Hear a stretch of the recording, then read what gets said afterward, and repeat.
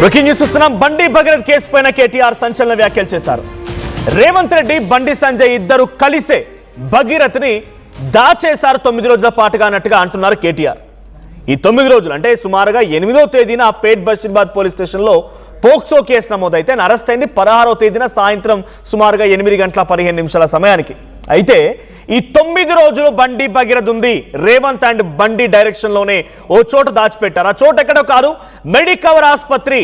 హైదరాబాద్ లోని ఒక మెడికవర్ ఆసుపత్రిలోని 28వ అంతస్తులో రేవంత్ సమీప బంధువు అయినటువంటి ఆ హాస్పిటల్ ఎంచుకున్నారు వీళ్ళిద్దరు. సో అక్కడే 28వ అంతస్తులో బగ్గీని దాచారు. ఇది కేటీఆర్ చేసిన వ్యాఖ్య. బెయిల్ రాదని తెలిసిన తరువాత అప్పుడు పోలీసులకి అప్పగించారు. బండి కొడుకు స్థానంలో సామాన్యుడు ఉండి ఉంటే ఈ 9 రోజుల పాటుగా అరెస్ట్ చేయకుండా ఉంటారా? ఇది కేటీఆర్ క్వశ్చన్. ఇక తెలంగాణలో కేంద్ర మంత్రి కొడుక్కో న్యాయం, సామాన్యుడికో న్యాయమా అంటున్నారు కేటీఆర్. ఇక ఇద్దరు తోడు దొంగలని అందరికీ అర్థమైందని కూడా అటు రేవంత్ అండ్ బండి సంజయ్ని ఉద్దేశించి కేటీఆర్ మాట్లాడుతున్నారు. రాష్ట్రానికి రేవంత్ రెడ్డే కదా హోంమంత్రి. దొంగల్ని పట్టుకోకుండా రేవంత్ ఏం చేస్తున్నాడని కేటీఆర్ చాలా ఆగ్రహానికి గురయ్యారు. అయితే బీజేపీ, కాంగ్రెస్ కలిసే ఉన్నాయంటున్నారు కేటీఆర్. సీఎం బావమరిదికి కేంద్ర స్కీముల్లో కాంట్రాక్టులు, ఇక కేంద్రంలో ఉండేటువంటి బీజేపీ ఎంపీలకి రాష్ట్రంలో కాంట్రాక్టులు ఇలా జరుగుతున్నాయి. కాబట్టి ఇద్దరు కలిసిపోయే రేవంత్ రెడ్డి, బండి సంజయ్ ఇద్దరు కలిసే బండి భగీరథ్ని మెడికవర్ ఆసుపత్రిలోని 28వ ఫ్లోర్లో దాచారు. 9 రోజుల పాటుగా అక్కడే ఉన్నాడు. Under the direction of Revanth Reddy అంతా జరిగిందనేది కేటీఆర్ మాట. అటు బండి సంజయ్కి ఈ విషయం తెలుసు, ఆయన ఎక్కడ ఉన్నది రేవంత్ రెడ్డికి కూడా తెలుసు. ఈ పూర్తి తతంగం మొత్తం కూడా ఇద్దరు డైరెక్షన్లోనే జరిగింది, ఇద్దరు కనుసైగల్లోనే జరిగింది. అయితే బెయిల్ రాదు అని తెలిసిన తర్వాత, బెయిల్ రిజెక్ట్ అయిన తర్వాత బండి భగీరథ్ని బయటికి తీసుకొచ్చారు. అప్పటిదాకా అక్కడే ఉన్నాడు. ఇది కేటీఆర్ చెప్తున్నమాట. నిజంగానే కేటీఆర్ మాటలు నిజమైతే మెడికవర్ ఆసుపత్రిలో ఒక పోక్సో కేసు నిందితుడిని ఆసుపత్రి 28వ ఫ్లోర్లో ఆయన సుమారుగా 9 రోజుల పాటుగా దాచి ఉంటే, ఇక్కడ పోక్సో కేసు ఎదుర్కొన్నటువంటి ఆ నిందితుడిని దాచిపెట్టడం కూడా బిగ్గెస్ట్ క్రైమ్. మరి ఈ క్రైమ్లో కేటీఆర్ చెప్తున్నట్టుగా నిజంగా ఇదంతా రేవంత్ రెడ్డి, బండి సంజయ్ డైరెక్షన్లో జరిగి ఉంటే, దాచినందుకు, అక్కడ ఆశ్రయం కల్పించినందుకు, ఈ మొత్తం తతంగా నిర్వహించినందుకు అందరూ కూడా బాధ్యులవ్వాల్సిందే. మరి ఎవరెవరిని బాధ్యులు చేస్తారు? ఈ కేసు నిజంగానే ఎటువంటి ప్రెషర్ లేకుండా, ఎటువంటి ఒత్తిడి లేకుండా, ఎటువంటి పైనుంచి తప్పుదో పట్టించకుండా, ప్రోద్బలం లేకుండా నిజంగా సవ్యంగా గనక జరిగితే చాలా మంది పెద్ద తలలే దీంట్లో కేసులు నమోదయ్యే అవకాశం ఉంది. సో రేవంత్ రెడ్డి, సంజయ్ పైన కేటీఆర్ ఆగ్రహం వెలుగక్తూ సంచలన వ్యాఖ్యలు చేసుకొచ్చారు. ఒకసారి కేటీఆర్ ఏం మాట్లాడారో చూద్దాం. గారి కొడుకు ఎపిసోడ్, దీన్ని బట్టి ఏమర్థమైంది రాష్ట్ర ప్రజలకి?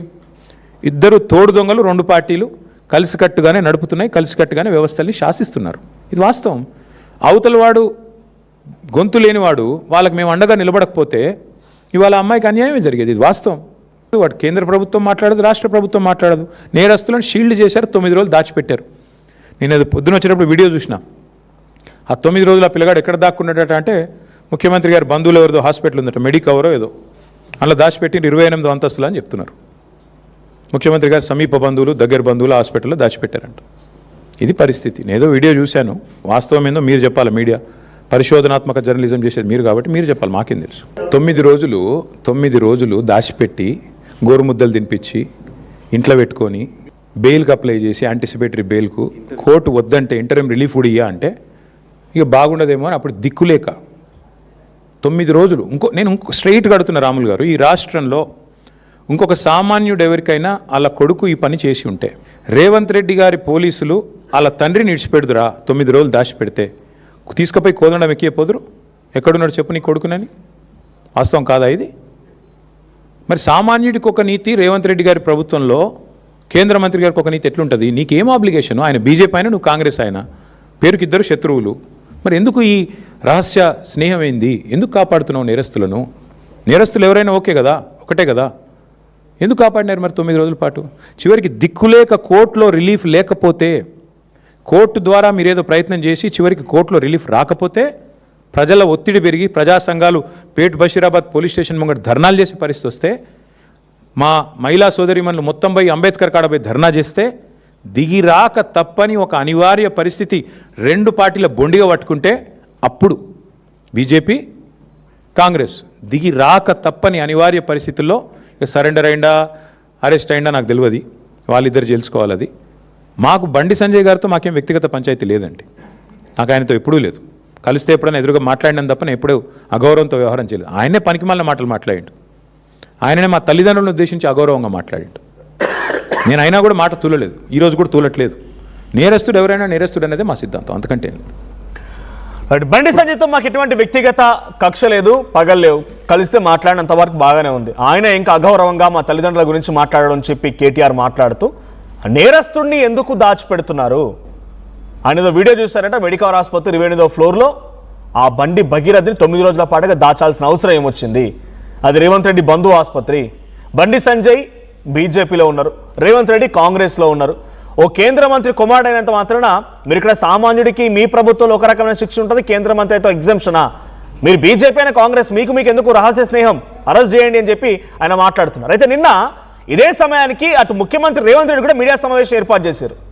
ముఖ్యమంత్రి రేవంత్ రెడ్డి కూడా కేటీఆర్ను ఉద్దేశించి ఎందుకు అరెస్ట్ చేయడం లేదు అనేటువంటి ఆయన క్వశ్చన్స్కి గాను ఆ మే 8వ తేదీ నుంచి పోక్సో కేసు నమోదైన తర్వాత నుంచి వరుసగా కేటీఆర్ మీడియాలో మాట్లాడిన మాటలకి నేను ఒక ప్రెస్ మీట్లో సీఎం కూడా సమాధానం చెప్పారు. ఆయన ఎటువంటి సమాధానం చెప్పారు, కేటీఆర్కి ఎటువంటి వార్నింగ్ ఇచ్చారో చూద్దాం. ఒకవేళ సరెండర్ చేస్తే వాళ్ళ పిల్లవాడిని వాళ్ళ ఇంట్లో పెట్టుకొని పోలీసులను పిలిపించి అప్పచెప్తారు. అప్పజెన్షన్ మీ ఇల్లా నా ఇల్లా? రోడ్డు మధ్యలో పోలీసులు నాకాబందీ చేసి వెహికల్స్ని చెక్ చేస్తున్నప్పుడు అప్పా జంక్షన్లో బండి భగీరథ పోలీసులకు చిక్కిండు. ఇది మా పోలీసులు నాకు చెప్పింది. నిజంగానే అతన్ని సరెండర్ చేసేది ఉంటే అతను ఎక్కడున్నాడో అక్కడికి ఈడ మా అబ్బాయి ఉన్నాడు, మీరు వచ్చి పోలీసులు ఇతన్ని సరెండర్ చేసుకోండి అని చెప్పిండ్రు అనుకోండి, అప్పుడు మనం సరెండర్ అనుకోవచ్చు. రోడ్డు మధ్యలో పోలీసులు అతన్ని కస్టడీలోకి తీసుకొని మేము అరెస్ట్ చేసినామని పోలీసులు చెప్తుంటే నేను పోలీసుల మాట నమ్మాలనా లేకపోతే రాజకీయ నాయకుల మాట నమ్మాలనా? మీరు చెప్పండి. ఒకవేళ సరెండర్ చేసినామని తప్పుడు మాటలు మాట్లాడుతున్నారు బండి సంజయ్. ఆ అపజంక్షమన్నా మీ ఇల్లా నా ఇల్లా? పోలీసులు అక్కడ నాకాబందీ అంటే సర్చ్ ఆపరేషన్లు చేస్తూ ఉంటే బండి భగీరథ ఒక కారులో తరలిస్తుంటే రెడ్ హ్యాండెడ్గా పట్టుకున్నారు పోలీసులు. ఇది అరెస్ట్, ఇది మా పోలీసులు చేసిన అరెస్ట్ అని బండి సంజయ్ కుమారుడి బండి భగీరథ్ కేసులో అటు ముఖ్యమంత్రి మాట్లాడుతున్నారు. కానీ నిన్న బీజేపీ కార్యాలయానికి వచ్చినటువంటి బండి సంజయ్ మాత్రం ఎవరైనా ఒక నాయకుడు తన కొడుకుని తీసుకుపోయి శిక్ష వేయమని చెప్పి అప్పచెప్తారా, కానీ నేను చెప్పిన అది నా గొప్పతనం అని మాట్లాడుతున్నారు. సో ఇప్పటికీ బీజేపీ వాళ్ళు సరెండర్ అంటున్నారు. కాంగ్రెస్ పార్టీకి సంబంధించిన ప్రభుత్వం కానీ పోలీసులు కానీ ఇటు అరెస్ట్ చేస్తామంటున్నారు. ఒక కాంగ్రెస్ ఎంపీ కూడా ఆయన అప్పగించినట్టు బండి సంజయ్ కొడుకును అప్పగించిన చెప్పి కాంగ్రెస్ ఎంపీ మాట్లాడారు. సో ఇది ఇంకా సరెండర్ అరెస్ట్ అనే దానిపైన ఆ తాత్సారం జరుగుతుంటే ముఖ్యమంత్రిని మనం నమ్మాలి కాబట్టి ఆ స్థానానికి ఆ కుర్చీకి గౌరవం ఇవ్వాలి కాబట్టి ముఖ్యమంత్రి చెప్తున్న మాట అరెస్ట్ అంటున్నారు. సో అరెస్ట్ జరిగిందనేది మాత్రం ముఖ్యమంత్రి చెప్తున్న మాట. ఒకసారి ప్రతినిధి మధు దగ్గరికి వెళ్దాం. మధు, సో ఏంటి కేటీఆర్ కూడా చాలా స్ట్రాంగ్గా కౌంటర్ ఇస్తున్నారు రేవంత్ రెడ్డికి. సో రేవంత్ రెడ్డి బండి భగీరథని దాచినట్టుగా తనలో ఇన్ఫర్మేషన్ ఉందని, తనదో వీడియో చూశానని, మెడికవర్ ఆసుపత్రిలో రేవంత్ రెడ్డి బండి సంజయ్ కనుసైగలోనే బండి భగీరథ్ 9 రోజుల పాటుగా ఆశ్రయం తీసుకున్నాడని, ఆయనేమో బీజేపీ మీరేమో కాంగ్రెస్, ఎందుకు ఆయనకి ఫేవర్ చేస్తున్నారు? సామాన్యుడికి కేంద్ర మంత్రి కొడుకు ఎందుకు వ్యత్యాసం ఉంది? నేరస్తుడే కదా అని కేటీఆర్ క్వశ్చన్ చేస్తున్నారు. సో ఈ క్వశ్చన్ డైరెక్ట్గా ముఖ్యమంత్రిని అండ్ బండి సంజయ్ అడిగినట్టుగానే ఉంది. దీని ఇంపాక్ట్ ఎలా ఉండబోతోంది? ఎగ్జాక్ట్లీ, ప్రభుత్వము ఇటు కేంద్ర ప్రభుత్వం ఇద్దరు రెండు అధికారంలో ఉన్నారు. వాళ్ళు బీజేపీ, ఇటు రాష్ట్రంలో కాంగ్రెస్, ఇద్దరు కలిసి డ్రామాలు ఆడుతా ఉన్నారు ఒక అమ్మాయి విషయంలో, ఆ అమ్మాయికి న్యాయం చేయడంలో. పోక్సో కేసు నమోదైన తర్వాత 9 రోజుల తర్వాత అరెస్ట్ కావడం అనేటువంటిది, లొంగిపోవడం అనేటువంటిది ఏదో ఇంకా వాళ్ళు తెలుసుకోలేదు, అందరూ తెలుసుకోవాలనేటువంటి విషయాన్ని కేటీఆర్ మాట్లాడుతున్న సందర్భంలో 9 రోజుల తర్వాత పోలీసుల అదుపులోకి రావడం, అరెస్ట్ కావడం, జైలు పోవడం అనేటువంటిది ఇది సిగ్గుపడాల్సినటువంటి అంశం అనేటువంటిది వర్కింగ్ ప్రెసిడెంట్ కేటీఆర్ చెప్పారు.